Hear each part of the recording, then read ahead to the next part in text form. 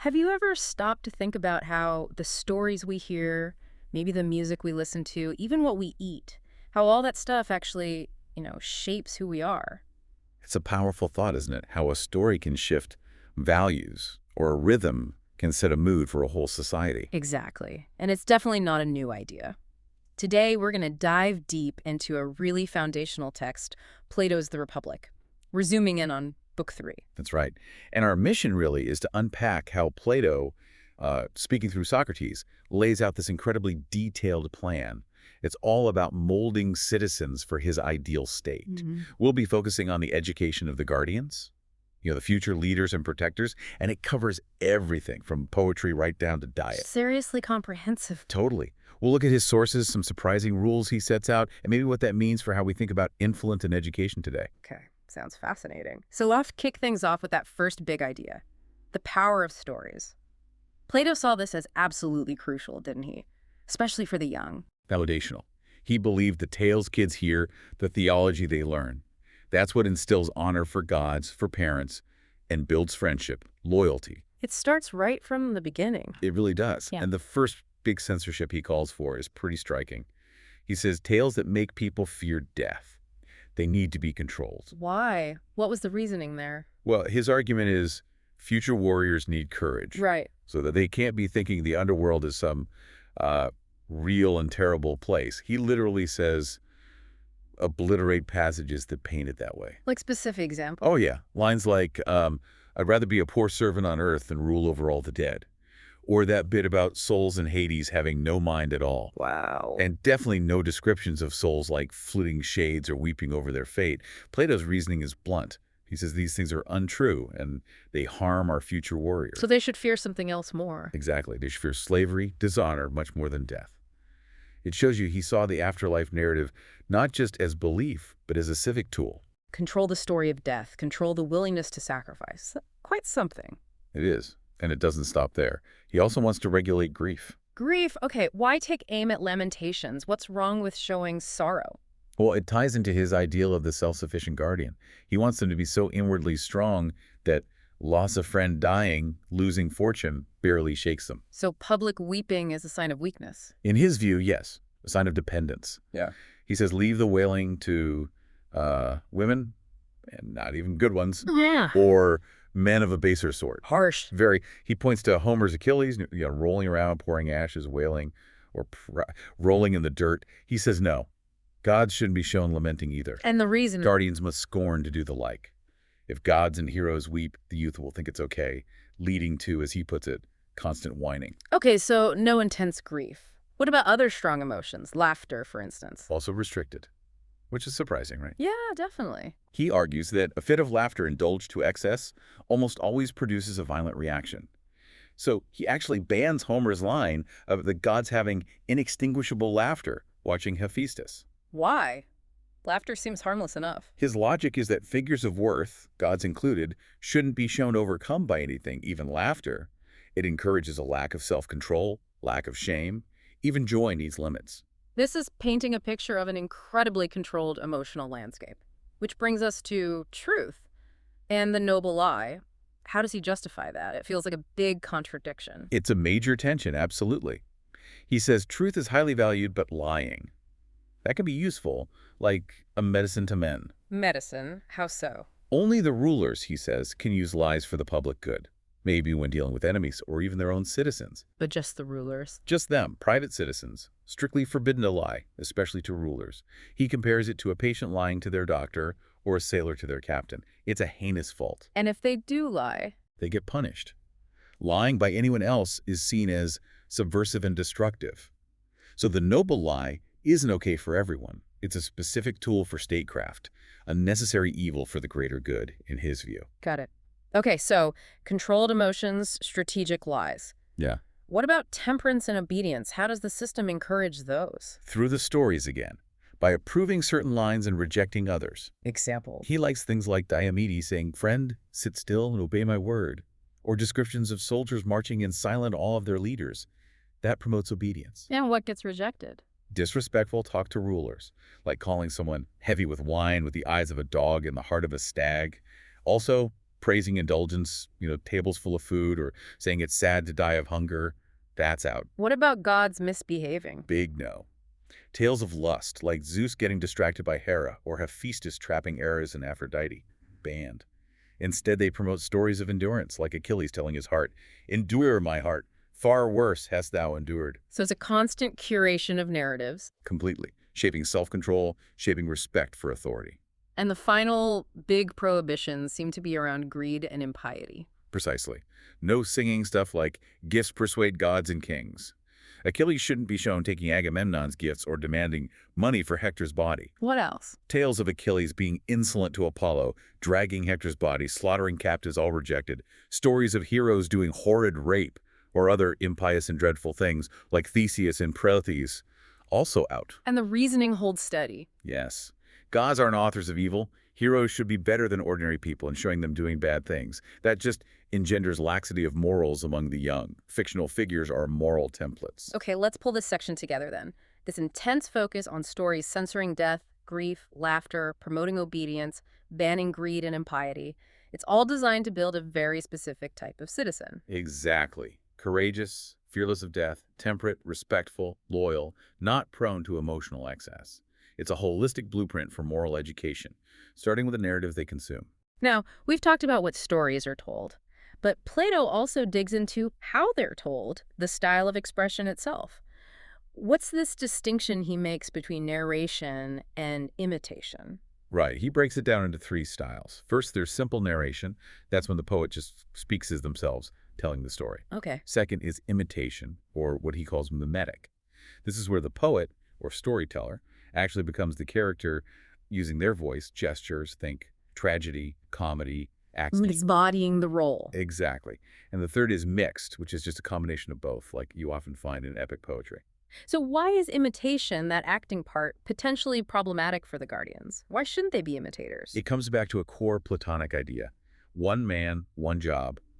He argues you can only really do one thing well. Try to do many, you won't excel at any. And that applies to imitation. He thinks so. Hmm. You can't imitate lots of different things as well as you can imitate just one. Someone playing a serious role in life, like a guardian, can also be good at imitating lots of other roles. He even says tragic and comic writers can't master both. Right. He concludes, human nature just isn't built for imitating many things well. For Plato, trying to be too many different characters kind of fragments the soul, pulls it away from that single virtuous focus a guardian needs. So what specific things are they forbidden from imitating? You mentioned it connects to habit-forming character. The list is pretty comprehensive. Yeah. The idea is they shouldn't become what they imitate.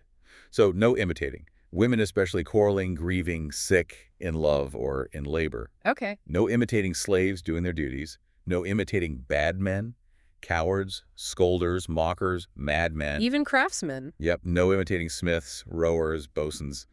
And this is quite something, no imitating animal noises. Seriously, no horse neighs or dogs barking. None of it. No neighing, bellowing, barking, bleating, crowing. Not even natural sounds like rivers murmuring, oceans rolling, or thunder. Wow. So no dramatic sound effects from the Guardians. Apparently not. And lastly, no imitating musical instruments like flutes or trumpets either. It's about keeping the focus incredibly narrow and, well, pure. Okay, that's incredibly restrictive. If they can imitate, what does that look like? Who or what is allowed? He talks about the virtuous narrator. This is a good, just person.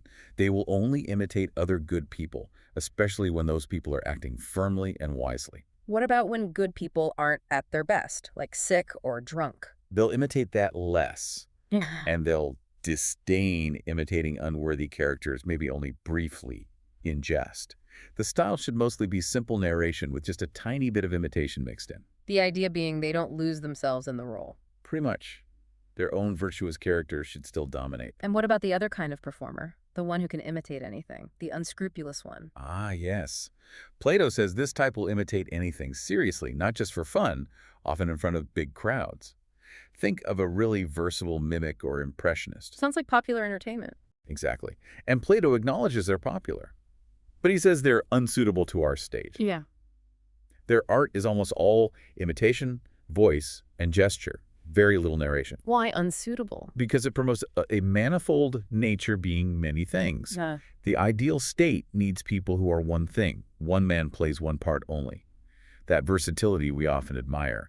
Plato saw it as a threat to social coherence. So what happens to these talented, versatile imitators in his Republic? This part is memorable. They get honored and then politely kicked out. Kicked out. Yeah. He says, "We will fall down and worship him as a sweet and holy and wonderful being, but we must also inform him that in our state, such as he, are not permitted to exist.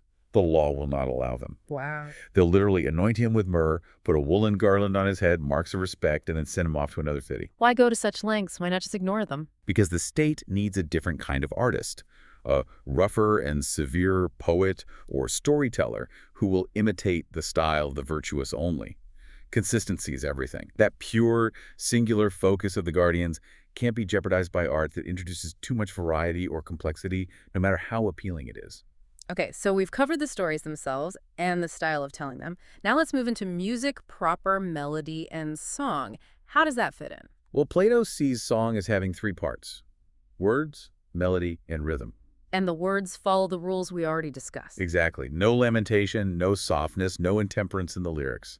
And crucially, the melody and rhythm have to follow the words. They depend on them. So what kinds of melodies or harmonies get banished? He kicks out harmonies that express sorrow, the Lydian modes, basically. Think really mournful or intensely passionate sounds in ancient terms. Okay. Also, the softer drinking harmonies, like the Ionian mode. He sees those as unbecoming for guardians, definitely not useful for military character.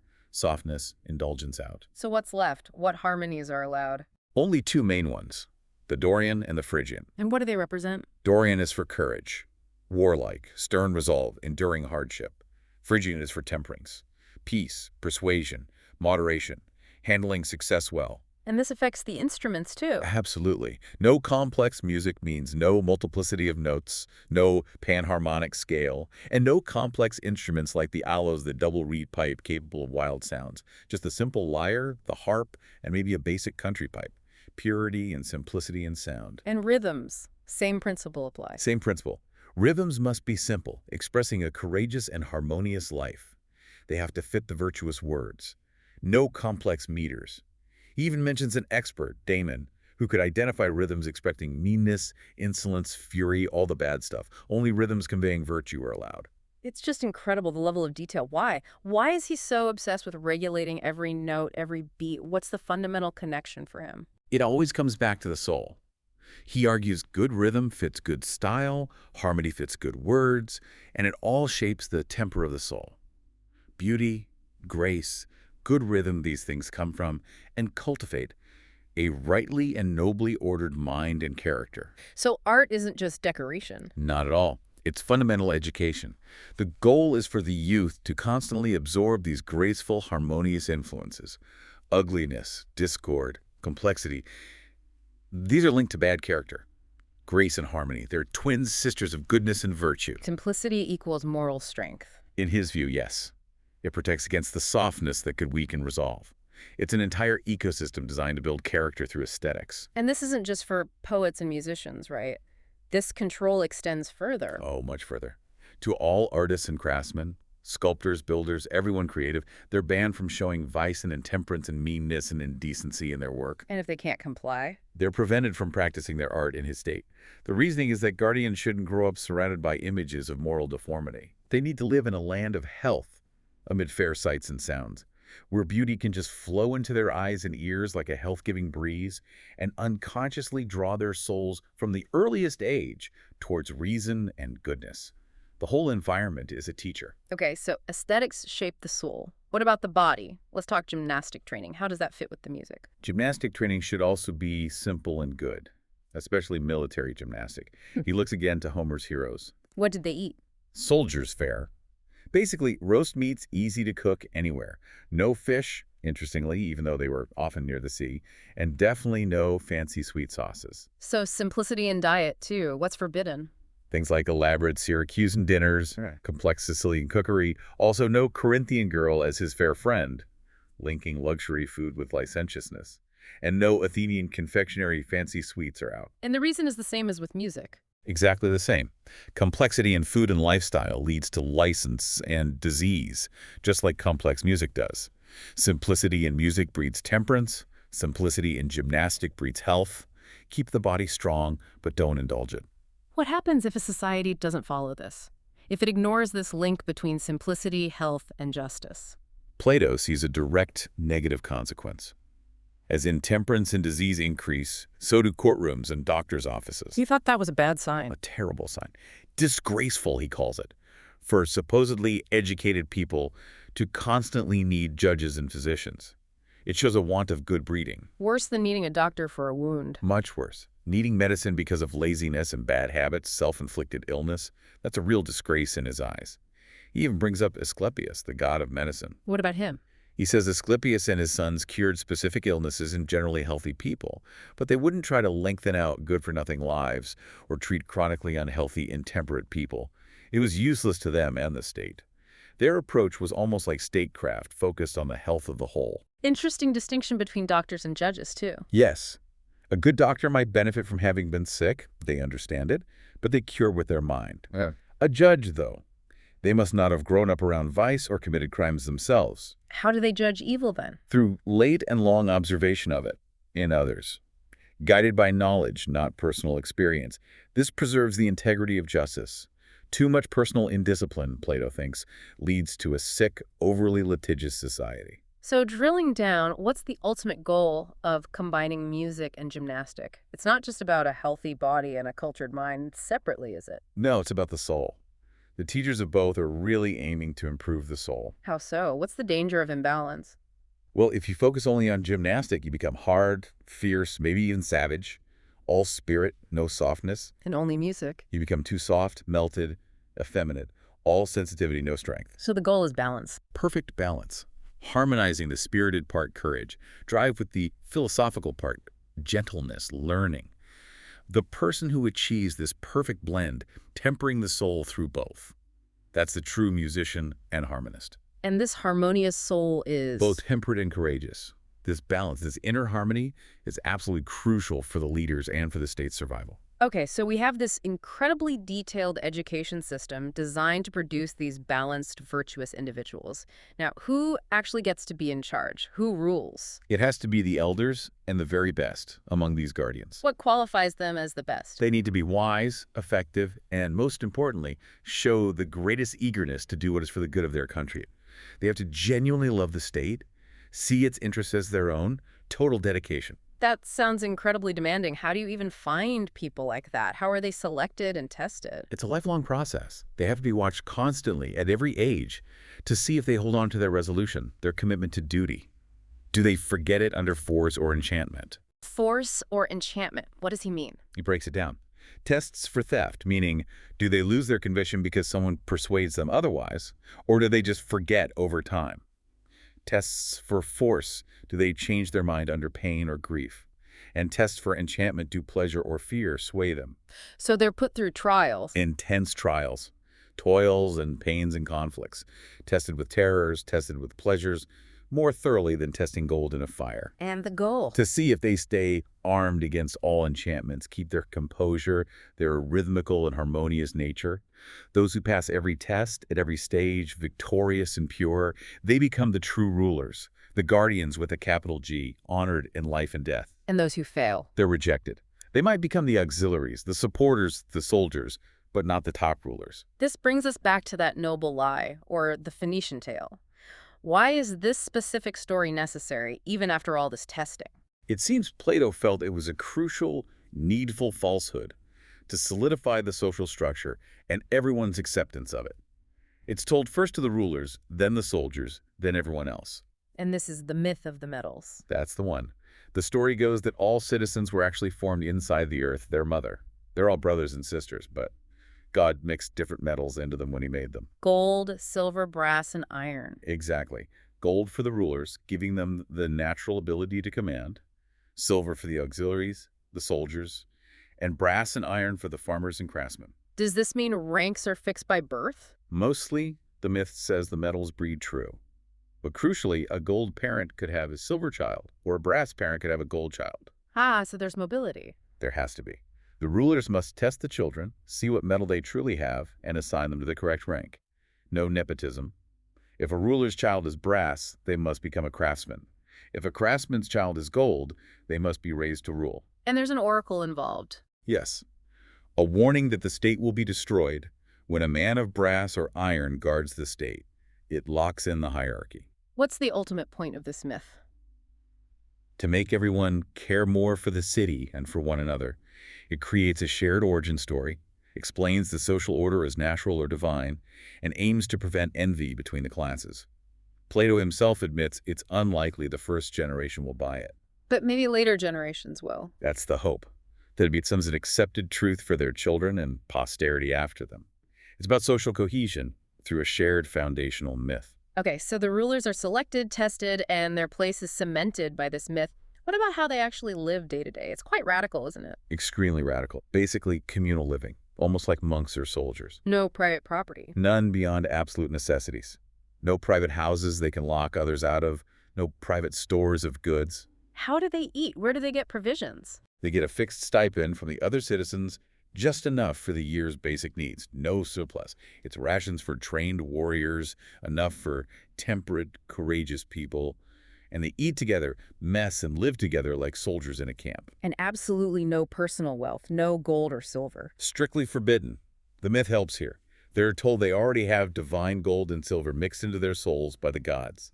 So, handling earthly gold and silver, touching it, wearing it, drinking from vessels made of it, that would profane the divine metal within them. It's completely off limits. Why such extreme measures? Why strip them of all personal wealth and privacy? Plato is utterly convinced this is their salvation and the only way they can be true saviors of the state. His fear is that if they acquire private land, private homes, money, They'll become self-interested. exactly, they'll turn into housekeepers and husbandmen instead of guardians. Their focus will shift from the state's good to their own property. They'll become rulers who exploit enemies and tyrants rather than protectors, and that will inevitably lead to the state's ruin.